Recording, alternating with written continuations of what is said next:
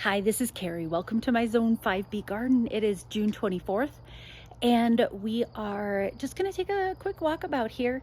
I can see some of the seedlings that are finally coming up and some tulips that are gone.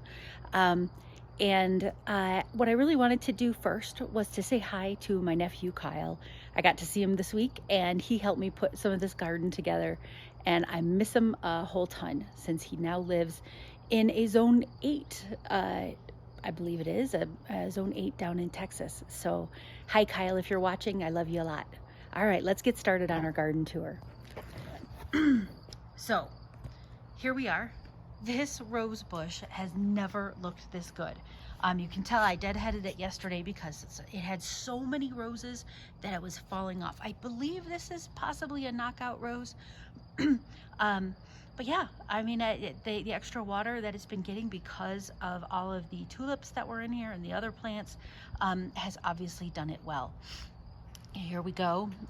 We're going to the back garden bed over here. This is what Kyle helped me put together, in particular with all of these rocks being carried down a large slope. These tulips are done. There are some lilies coming up. One started blooming in the front yard, but these are just scales that I tossed in from bulbs last year. That when I dug them up and I literally scaled them and I tossed them in. I've never done that before. The idea is that you can camouflage this dying foliage. It's pretty clear that that it doesn't camouflage anything. But the tulips really are dying back and are getting to the point where they can be pulled. So we'll just make that happen. Juniper still having some major issues there. But yeah, look at this. I believe it's either a Weigela or a burning bush. We'll find out if it ever flowers. I think it's a burning bush. But yeah, so much better.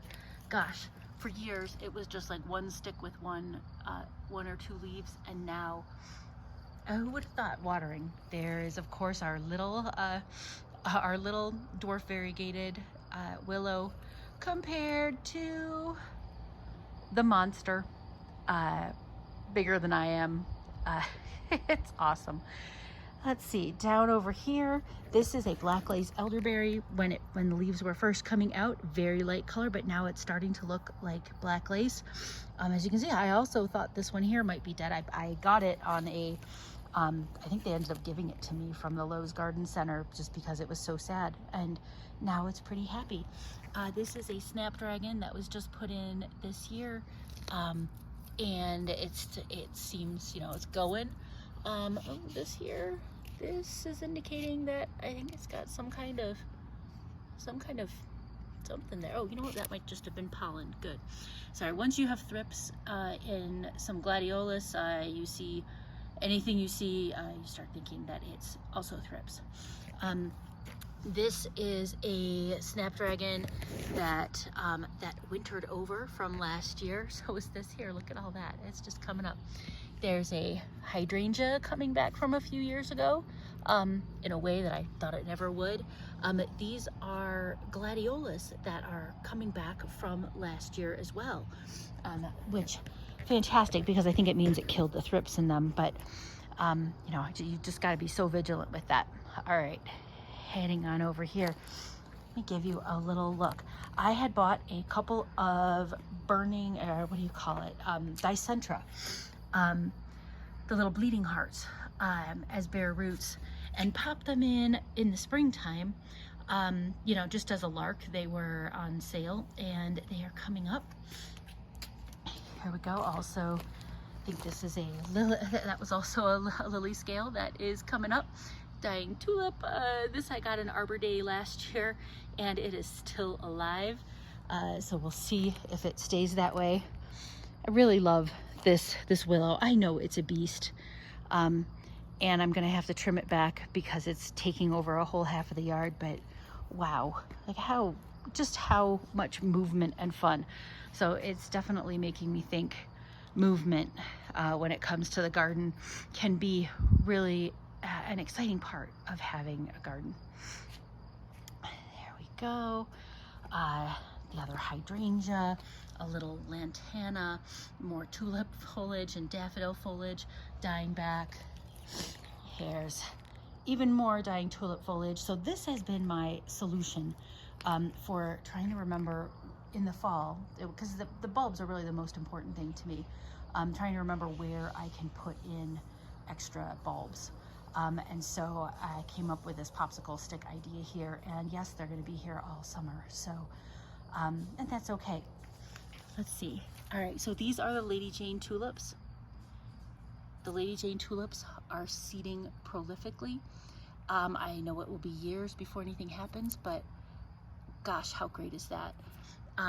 Yeah, they're not lying when they say that they will, you know, perennialize. Hopefully they come back, and hopefully these seeds end up doing something and working. I may try popping some into the front yard. You know, we'll see. There is a gladiolus that I just popped in this year. I think these are the ones that possibly might have, I had 2 packs. One was infested with thrips, one was not. I tried to yank all the ones that were, so we'll see. There is the lilac shrub. It is done blooming. It had some very pretty blooms, but mostly kind of quite low down on the shrub, like not on the top. What I am going to do just to help it out is I will prune off the little dead florets. Just a good best practice. This is not a bloomerang. This is not a double blooming one, but it does put energy into reseeding unless you snap it off. So I'll be doing that with these. You can see there. All right, and three rose bushes. The one in the front I've had for a few years. It is also doing beautifully. Look at those yellow roses. And then these 2 in the back are 2 different smaller ones that I got from a friend last year. So we'll see. They've already had one really lovely flush of blooms and been deadheaded, and they are going to prepare for their next one. There we go. This is, I believe, a beard tongue, or no, a lupine, possibly from last year that came back. Clearly not that happy, but we'll see what happens. That front here, this is stock transplanted from my, just honestly from my front basket, just to see if it would do anything more. And I think the answer is probably no. I am going to cut this little guy back. And then we've got a bunch of perennial salvias that have been, I had moved those just around in the garden, and now they live there. Here we go. This is also the perennial phlox it's like a bright purple color from last year. This one here was struggling a little bit, but it's a 3rd one. You know, it's just interesting how you can see that one came up right away, did great. This one came up and did great, and then that's the 3rd one. I've got some coleus, some snapdragons, the yellow ones, the yellow snapdragons, having wintered over from last year. They, you know, since it stays cooler in the backyard, they actually bloomed for a longer time than one might expect. And I'm expecting the coleus to do well. I had some coleus back here last year, and it did in fact do great. So we've got our fingers crossed there. I've got to get a little more mulch around this guy because it dries out, and the mulch, you know, the mulch is what helps it all. So get that there. All right, here is the Supertunia bubblegum vista that I popped in.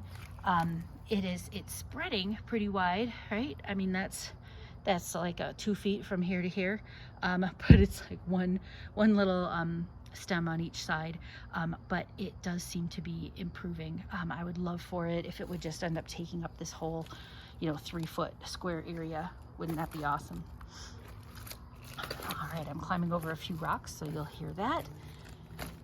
And the Autumn Blaze Maple, which of course we don't need it's lovely, but we don't need leaves down there. All right, let's go with this next. Here's the garden bed. We've got tulips dying back in here. We've got alliums continuing to go and die back at the same time.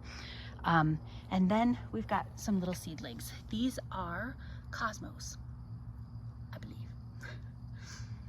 and they're gonna come up with some nice ruffly blooms.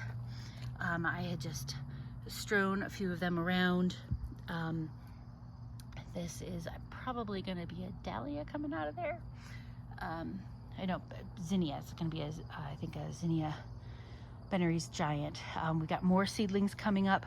Next year in this garden bed, I am going to be pulling and discarding the tulip bulbs, just because, like, to try to plant around them with flowers. Here, it's just not making sense going forward, but it's the first time I've done it, so so I am going to let them all die back. But yeah, it's not a practical thing going forward. So this will henceforth be like cutting only and bulbs pulled for next year. We've got more little seedlings coming in here. That's probably a Benarys Giant zinnia as well. More cosmos. I know I had also put some basil in here. So actually some of this, you know what? I actually think this is basil. Because, you know, I gave up. I really did give up on a bunch of, yeah, that's the basil actually. I had given up that I was ever going to get anything out of those seeds because it had been like a month. But, you know, I guess the moral of the story is don't give up. I've also got a couple of gladiolas coming out there. Look at this, these little tomatoes are coming up. These are two that were given to me by the next door neighbors. They've even got some flowers on them. I've got a pea plant or two. Right, there's another pea plant. I've got more in pots, just because I had the seeds and I wanted to see something turn green. There are more zinnias, I believe, and here's the huge surprise. And then look at all this. There's flowers. What these are potato plants. I had put some potato pieces in there over the winter to just compost, and they did not compost. They have turned into potato plants. And as these flowers are coming, what this means apparently is that there are potatoes growing underneath the ground. So we will have a small crop of crowded potatoes here. So yeah, it's fun, right? This mix of green and brown though, not so much fun. This is a pear tree, like literally a full-on pear tree, not just a flowering tree that I got for $5 at the Lowe's because it is mostly dead. As you can see, it is literally mostly dead. But I'm gonna see if something will happen from it, just because I like adopting plants that are in distress. Here we go on some more flowers, some additional cosmos. This is a morning glory. It's going to become a big long vine if I'm lucky. That there is probably basil at this point, but I actually don't know what that is. We'll find out.